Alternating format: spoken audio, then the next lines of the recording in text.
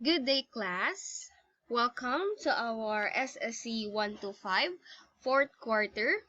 And for our first lesson in fourth quarter, we have Module 9, Democracy and Democratic Participation in Society. At the end of this module, you are expected to explain how democracy works with a network of people, identify preferred democratic practices, and analyze the reason for your preferences. Lastly, illustrate the benefits of democratic participation and generate the criteria to assess prevailing political and social institutions. So, what is your vision of a good society? As an overview, this unit introduces us to the basic of democracy, its components and principles.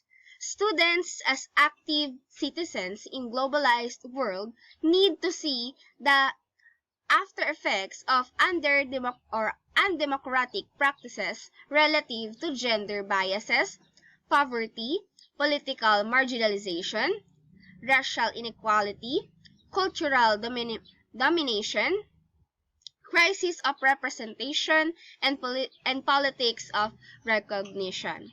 These undemocratic practices compel citizens to engage in a careful examination of political positions that may help them identify their own political assumptions and allow them to participate more effectively in the arena of competing political alternatives. They need to critically understand how democracy works in globalized world and how it aids in forming enlightened leadership and responsible participation towards free and just society. So now let's proceed to democracy and democratic participation in society. So the word democracy comes from the Greek word demokratia, which means rule by the people. Today, democracy is described as a system of government in which eligible public officials are chosen through an election. It is distinguished from monarchy, dictatorship, and aristocracy. Abraham Lincoln defined the most common meaning of democracy as the government of the people, by the people, and for the people. In other words, the government comes from the people, exercised by the people, and for the purpose of the people's interest and well-being. There is a broad consensus among the world leaders and think tanks about how to develop societies around the world. The model has three components. So we have here the three components. Components of democratic government. The first is rule of law. In democratic government, there are fundamental principles and procedures that guarantee our freedom and allows us to participate in all aspects of society. The power of the government is connected to the laws. So the rule its citizens are equal in front of the law. Hence, the rule of law must be founded on the respect of law and the Constitution. A democratic system makes its government accountable for its acts before the people, and the latter is also given the opportunity to take a stand according to its acts. In this rule of law, we are free to actively participate in the political life of the government. Second, we have the basic rights and freedom. So the human rights are indispensable and essential components of democracy. As a government of the people, citizens draw up the laws and principles that will rule and publicly control the legislative power. Or this is to propose and vote for laws. And the judiciary power, which is to promulgate laws. And the executive power, which is to enforce laws. The state ensures that its citizens are tested equally, and the separation of its powers is clearly established to maintain autonomy and independence. So as you can see on the demonstration, we have the human rights on the center, and those rights that we have are the education, assembly, association, movement, religion, speech, information, press, and thought. And according to the Universal Declaration of Human Rights, Human rights is inherent to the individuality of each person and the state of human relations that govern life in society. Every citizen has individual personality, rights, political, civil, and socio-economic rights. If society fails to uphold these rights, there are national and international government and non-government organizations that are active in the protection of these rights. In International Court of Justice, Philippine Alliance of Human Rights advocate Bill rights among others. The third one is elections. One of the pillars of democracy is election, where citizens have the rights to vote and be elected. In a democratic election, citizens have the rights to vote or abstain from several candidates or political parties, as the state safeguards the integrity, transparency, and legitimacy of this political exercise. The state must consider circumstances that define the best way to carry out elections while being sensitive to the existing social, cultural, and political conditions of the country. The fourth one is division of power. In a democratic government, powers are divided into three. So we have the first is legislative power, which adopts laws, judiciary power, which represents the legal framework from executing the power. Number three, executive power, which enforces government laws and policies. So the state is governed and controlled by itself and judiciously distributes its powers among its structures as enshrined in its constitution. The Philippines, which practices a presidential system, has a separate legislative and executive power.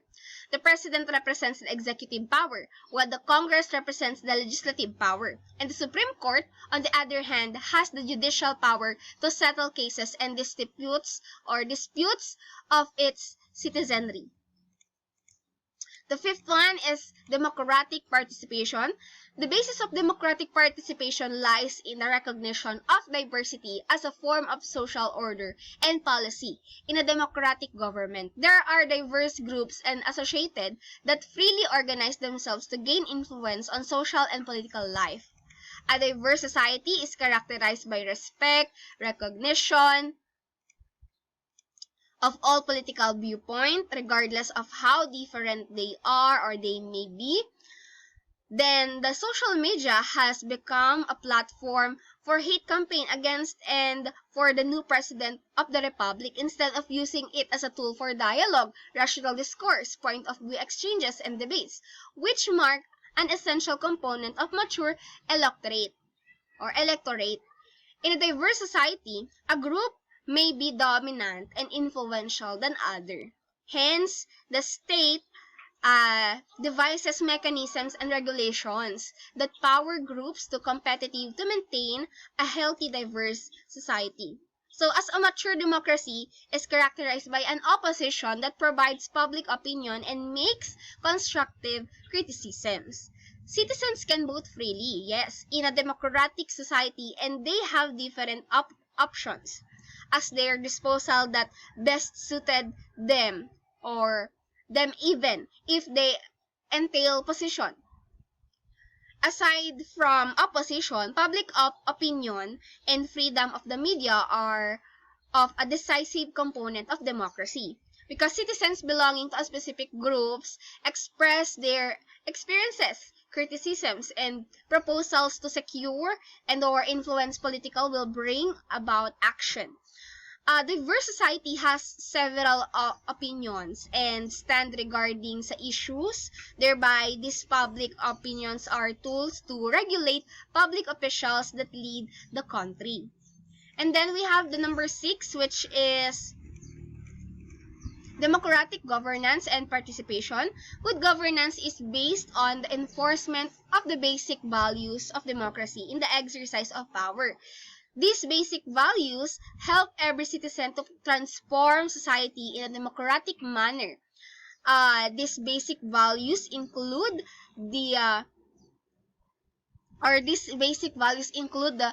rule of law, justice, equality, diversity, solidarity, dialogue, and opinion for the minorities. Important principles of good governance include the basic rules of or values of democracy, participation, responsibility, rule of law, transparency, and adaptation capacity.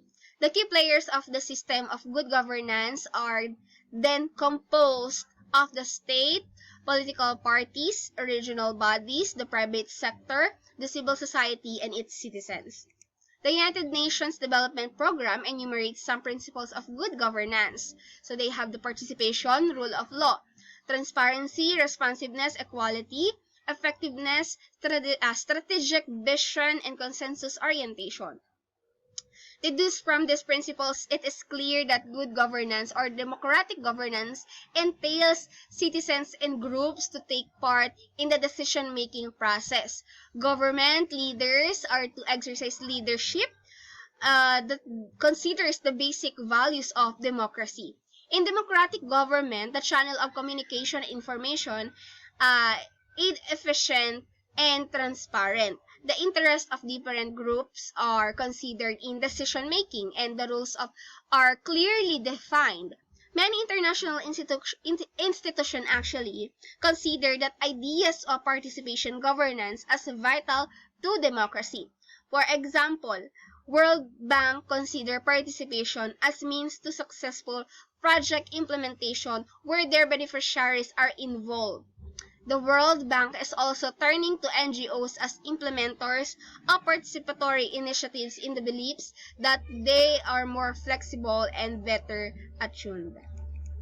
Now, sustaining democracy in a globalized world. So, how is it going? Or what is the process of sustaining democracy in globalized world? So, there is an increasing disenchantment of the state of society in our globalization world. In a study about democratic participation in different countries in the globe, 44 out of 47 countries that took part in the study asserted that the conditions of a good society were not met. Undemocratic practices breed social ills that haunt societies in the planet. Dissatisfactions of citizens with their governments include a failure to meet their basic needs that create profound insecurities, which is the letter B, failure to protect them from the sweeping winds of economic change, where they lose their customs and traditions. Lastly, failure to involve its citizens in its policies and programs. So what are those basic needs nga ba? The failure to meet basic needs is a common complaint that creates profound insecurities and conflicts among many societies in the world today. So these insecurities and conflicts have taken on different forms and have been expressed in different ways, especially on economics and meeting their basic needs. So the globalization of markets, products, and capital cause much fear the future. Citizens are paralyzed by daily struggles for survival. So there is widespread poverty, rise in the prices of basic commodities, declining standards of education and public services, and corruption and unresponsiveness of the part of governments. So the poor complain of little access to basic social services for them, like health aid, education, and decent housing. Farmers in developing countries are tied to their landlords and middle businessmen who control their seeds, the pesticides they use, and the price of their products. In many countries that need to make a living under near impossible conditions dominated the lives and efforts of most citizens, especially in developing countries. There is a glaring gulf between the rich getting richer and the expense of the poor. This has showed up in a number of ways, most notably in access to jobs and influence in education. Lack of subsidy meant that the cost of school fees, books, and equipment had to be shouldered by parents, or a situation that hit the poor hardest. Next is association. The traditional bonds of family, kinship, are also threatened by the pressures of work, urbanization, and migration. The consumeristic culture of globalization that craves for material success push individuals to become self-centered